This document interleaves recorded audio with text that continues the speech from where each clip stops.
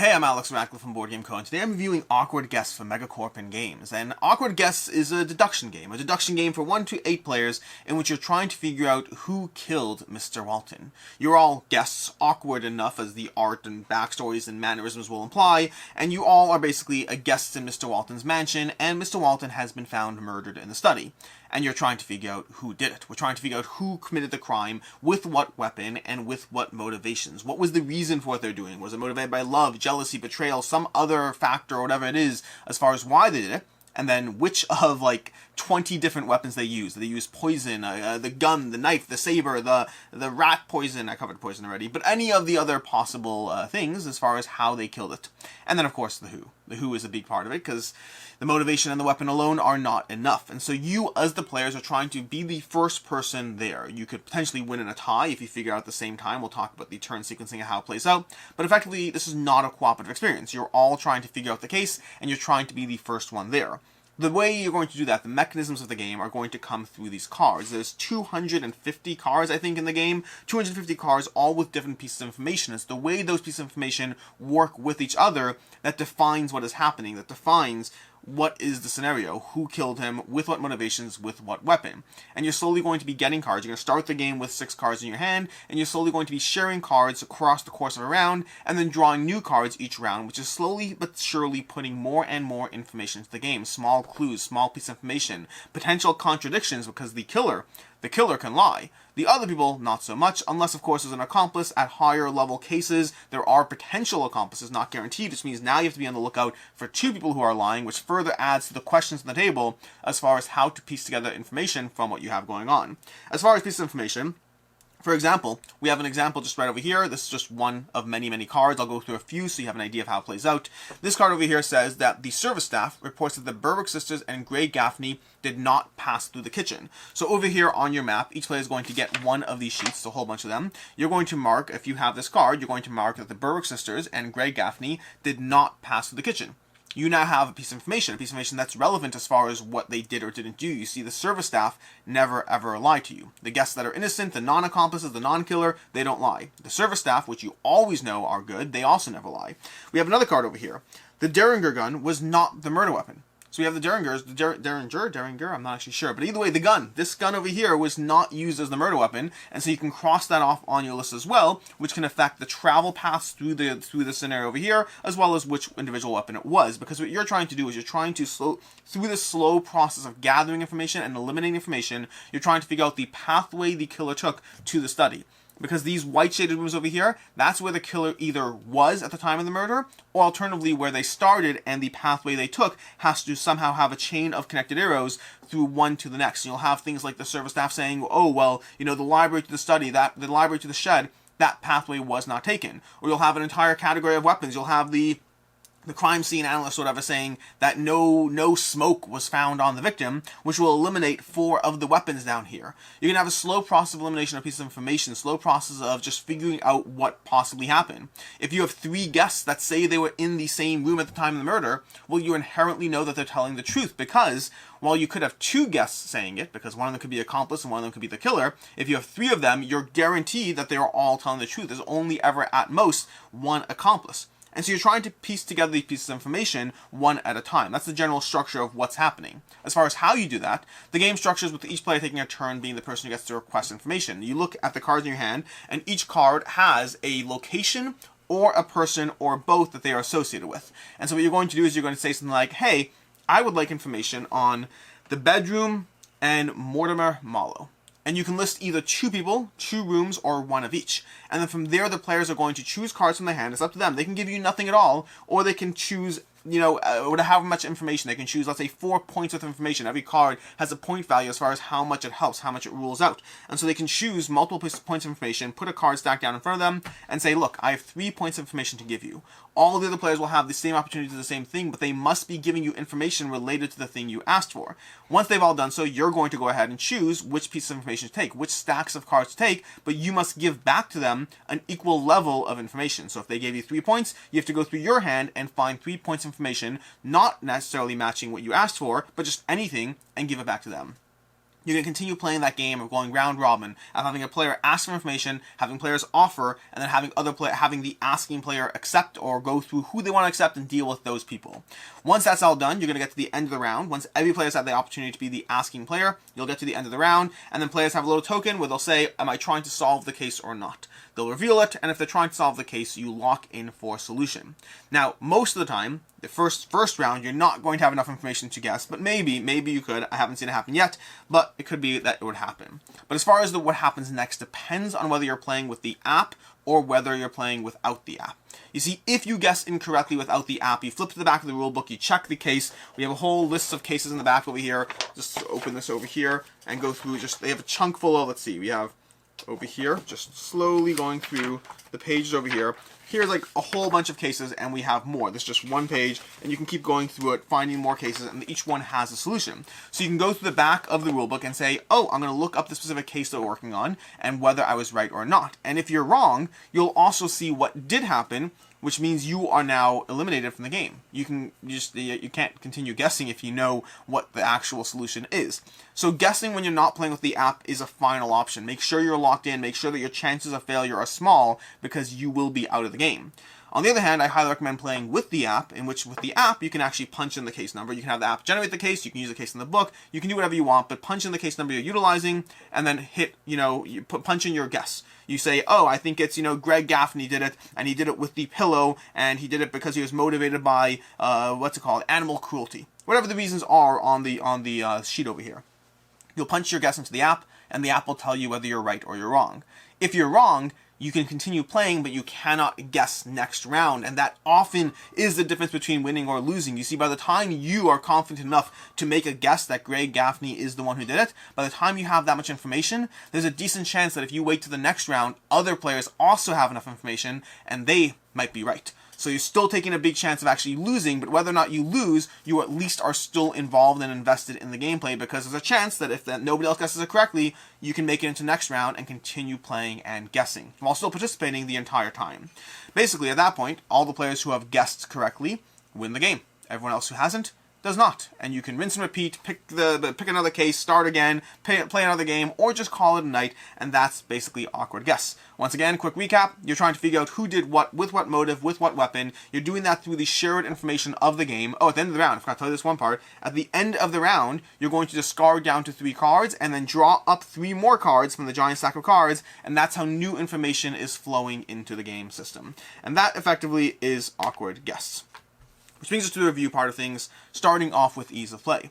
Ease of play, the rules themselves are actually not the best, in my opinion. The rules are a little bit vague as far as how they present everything and the way they convey information. I found the rulebook a little bit of a chore to get through. It is very easy to actually teach and play, though, because the core game is fairly simple. I just found the rulebook didn't have it in a sequence that I particularly found intuitive, and so it was a little bit harder to get through than some rulebooks for me, but teaching it is a fairly easy game. Table space is fairly minimal. Every player will have their own sheet. I guess it does depend. If you're playing an 8-player game, I have not played it, but if you're playing at a high player counts, you're going to have a lot of these sheets with these player screens on the table, which will add up. And by the way, these player screens are absolutely fantastic, giving you all the different card types. You're going to have all the card types on the left and the right, showing you just how information works. So you can teach players the game, and then say, and if you have a card, make sure to read your specific section, because it'll tell you a little bit more information than what you might otherwise think is being presented. As far as game time, usually this runs, I would say, roughly between a half an hour to an hour. I think the game has it as a little higher than that. Game has it as, I don't know, a little higher than an hour, but we found that most of our games are coming in at under an hour, and sometimes even closer to half an hour. A lot of things happen very quickly, a lot of information is changing hands, so mostly, for the most part, fairly accessible, and again, that player aid makes this game incredibly accessible. Strong pro in that category. As far as player count, this is a 1 to 8 player game. It's a large amount of players and different options. For myself, I've played it solo, 4 and 5 players. I have not played it at higher than 5. I don't imagine it gets necessarily worse. The way the information goes, you're constantly involved on other people's turns, and so having a higher player count I think would work just fine. At a certain point it can get a bit chaotic, I'm sure, but I imagine it would work at 8 while probably not being my favorite player count. I will say I definitely enjoy it more at 4 and 5 than playing it solo. While I have played other solo deduction games, this one was good, it was fine, but I think that the way the card cycling works and the interaction of the game results in a very different experience that I think works better by having a certain minimum number of players. I imagine that lower player counts is also not as good for that same reason. Functional, works, but probably not as good. As far as what I like, don't like, and can see others not liking, to begin with, this is a deduction game. It's a genre I like. Deduction in general, the idea of piecing off information, of trying to figure out who did what, of trying to connect together different clues one at a time. And this game does have that aspect where it's not purely the card you get. Sometimes these cards can devolve into, well, I have a card that told me something, so congratulations, I mark it off. That's not deduction, that's just being spoon-fed information one at a time. But really the game starts to develop, especially at higher case levels, by the way. The intro case level I do not recommend, especially if you're familiar with deduction games. I recommend jumping straight into like the medium case levels or even higher, maybe having one at an early case level, but definitely not the main introductory case one.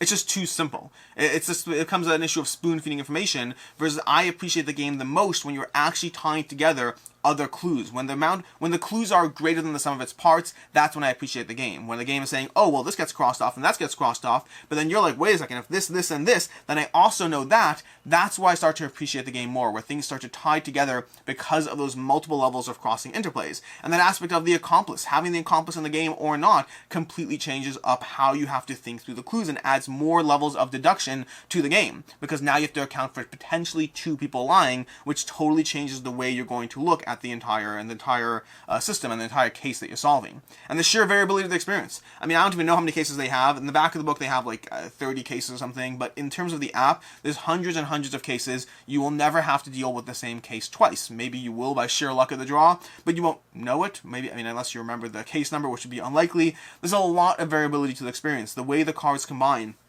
the 250 cards, gives you a lot of potential options, the way the information ties together, to give you hundreds and hundreds of possible solutions. I mean, it's, who did it, with what motive, and with what weapon. You multiply those together and you have a very, very large number of options on the table. And deducing what's going on based on what other players are doing is a big part of the game that I appreciate as well. Because you get to find out that players are asking information. Someone else is saying, hey, I want to know more information about the garage and about Stanley Smith. And you're like, wait a second, you're asking about the garage and Stanley Smith. That likely means you're trying to narrow something down. Maybe you're trying to figure out which weapon was possibly used in the garage. Maybe I should focus on the garage more as well. Maybe I should be mindful about what pieces of information I give you at the same time. You're trying to go through that. And so there is a large degree of figuring out what's going on based on what other players are doing. And then the fact that I talked about already, the fact that you're involved in other players' turn makes this game work well at a variety of player counts. Every single turn, you're going through the process of someone's asking information and you're giving cards and exchanging cards. You could absolutely have times, and you will have times, when somebody asks for information that you simply don't have and can't give, but I find that's usually the minority of the time. Most of the time you're involved and you're invested and someone's handing you cards and you're writing down information, and so you're constantly involved in the game and constantly processing things, constantly marking things down, keeping people going the entire turn. And then when you get to that end game turn, that end game finale where 3 players solve the case together and the other 2 don't, it feels fun to win together. I'm not one of those people who needs to be the only person at the table winning. I like the fact that, hey, you and I got the case. You and I figured it out. Look at us. We did it. High five. We're not working together, but we solved the case the same turn. And then the idea of finding out at the end of the game, one of the things I particularly enjoy is going through what other players know and don't. Because I've had cases where you're like, oh yeah, she did it with that weapon, with that motive, and then people are like, yeah, that's right, and I'm like, and she started in the library, and they're like, wait, no, she didn't. She did not start in the library. And you have this little conversation about finding out the pieces of information that were at the table, the types of information that someone else had access to and then discarded, so it's out of the game, and no one else ever saw. And so you have this kind of post-game discussion or post-game breakdown, whatever you want to call it, of figuring out what actually happened at the table. As far as things I don't like, first of all, I talked about already, the intro case really turned me off the experience my first time through. The intro case was literally, it does a good job of introducing you to the rules, of getting you through that, but I found that the introductory case basically was spoon-feeding me information with not a lot of logic or deduction past just, hey, here's a card. There was no escalation in terms of how things could play out, and it felt just too simple. So, like I said already, I recommend skipping past that if you are at all familiar with any form of deduction games in general.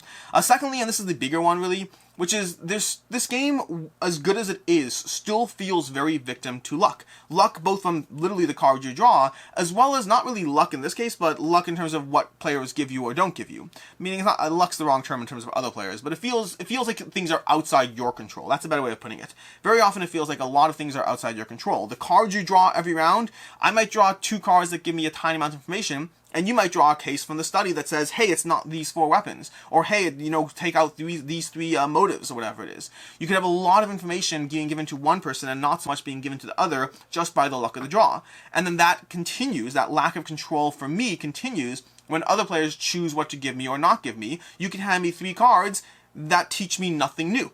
And I can hand you 1 card that teaches you tons of new information. And so you definitely do have that aspect to this game where while you're going through the process, while you're using your skill set or deductive reasoning, whatever it is, to figure out what's going on, to a certain extent, sometimes things are just outside your control. So it's a good experience, but as far as the winning or losing, when I've won this game, I don't always feel that I'm playing better, and when I've lost this game, I don't feel like I'm playing worse. Often I feel like the experience I had was fun, but what happened throughout the course of it does come down to what information did end up making its way, well, in your direction.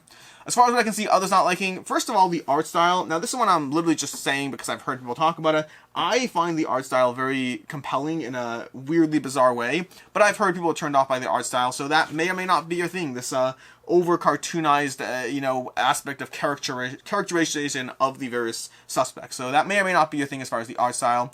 And secondly, to a certain extent related to what I said I don't like already, which is that other players can control the flow of information. At the end of the day, players can sit there and say, oh, I'm not going to give you these cards, I'm going to hurt those cards, this card is really good for me, so I'm going to make sure not to give it out and to immediately discard it at the end of the round. So other players can have a degree of control over the information of the game. And then lastly, playing without the app, in my opinion, is a big step backwards. The idea that a non-perfect guess eliminates you from the game is just less fun to me than being involved in the game. Which means if you're someone who doesn't like playing with apps, who does not want to deal with the app, that might make it a deal breaker for you. Now, I will say I am someone who tends to be app resistant. In a game like this, it doesn't really bother me. The app's not present during the game. The app's present when I'm logging a guess, and that's really it. And so that doesn't bother me at all. Plus, of course, doing setup and grabbing the cases. Lastly, as far as things that I can see others not liking, is the setup and teardown. You have 250 cards, and every case involves you selecting cards from those, and then when you're done, putting them back in order, and you're going to want to put them back in order. I would say that it does add a degree of tediousness to the setup and teardown that is annoying, but the actual game, comparing it to others, that's all you're doing. So the actual game compared to others is not more setup and teardown, but it could arguably be more tedious and feel like more work than you're expecting. As far as final thoughts on Awkward Guess. Awkward Guess is a solid deduction game that really gives... I see why this game got as much buzz as it has. I'm late to the party here. This is a 2016 title. And I do think being late to the party has also colored how impressed I am by the game. Don't get me wrong, I like the experience. I had fun with Awkward Guess. I'm happy to play this game, and it's very good at what it does. At the same time, I do feel like since then, since 2016, I've already played a bunch of other deduction games that to a certain extent build off what Awkward Guess has done, but while doing so with a little less lack of control over the way other players can control the degree of information. I'll get to this in recommendations at the end of the video, but there are other games that give you some elements of the same gameplay experience that Awkward Guess does, without that weakness on other luck or character flow determining how things are presented. Overall, this is a solid game. It's a really solid deduction experience. If you like deduction games, you should absolutely be trying this one out and seeing where it stacks up for you. At the higher case levels, I really recommend diving into those. Those will be your best experience if you are someone that likes deduction. Jump straight to medium, jump straight to hard. There are all different levels of how difficult it gets, and I think the game gets better the more difficult that gets. Additionally, it's worth noting that this, I think, is probably the best deduction game that works well at higher player counts because of the way the information flow is presented. Overall, Awkward Guess is a fun experience. It's a 3.5 out of 5 for me. Very solid deduction, works well with a variety of player counts, great setup, variability, all of that, with the big weakness for me being the fact that sometimes I just don't feel like I have as much agency as I would like over the winning and losing aspect. If you want other game recommendations, Scandalo from Mega Corkin Games is their most recent game that was on Kickstarter recently. I don't know if you can late pledge it, although depending on when you're watching this video, it may already be out. I still want to try that one out to see how that one escalates on what Awkward Guess built. And then otherwise, Search for Planet X from Renegade and The Key from Haba Games give you similar degrees of deduction and experience with very different systems in the way they execute on them. Until next time, I'm Alex Radcliffe from Board Game Co. I hope you enjoyed this video, and as always, have a good one.